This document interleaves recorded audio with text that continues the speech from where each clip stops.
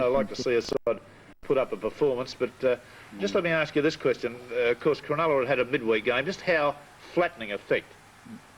No, they played this week. This week. I'm asking you the question, though. What effect do you believe the midweek match has? I'm not referring to KB or anything. That's nothing to do with it. Another match in that period. Well, I suppose the proof in the pudding. After the event, I could say that we were flat last week after playing South in the midweek. Yeah. Very flat. We looked very lethargic. But then South came up and beat Manly, so...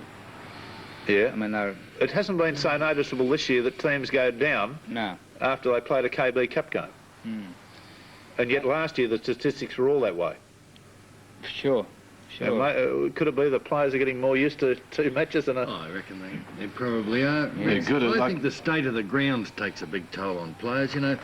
I reckon if the grounds are soft early in the season, that it doesn't take anywhere near as much as out of the players. Just for instance, the injuries over about the last 3 weeks have been twice as much as early in the season when there was a fair bit of grass on the ground. Yeah, and there's no doubt about it, the grounds are really hard at the moment. I think most players would rather play the 2 games a week than have to do the training. Well yeah, I agree with that too. A quality display by Parramatta in front of 8,505 people. Cronulla withstood the onslaught well for the opening 20 minutes. The sheer class, pace and precision passing of the Eels had the score 18-0 at half-time. Once again, Peter Sterling initiated most of the attacks generated by Parramatta.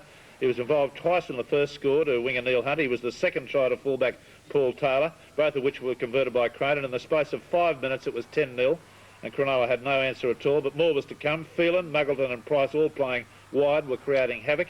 From a near try to Phelan in the 6th tackle, a scrum, and Sterling put Ella in for a simple touchdown. Cronin's kick was unsuccessful. It was 13-0. 3 tries and 2 goals in 10 minutes, and the Sharks were in real big trouble. From a tap penalty, Parramatta had Taylor, their fullback, in again.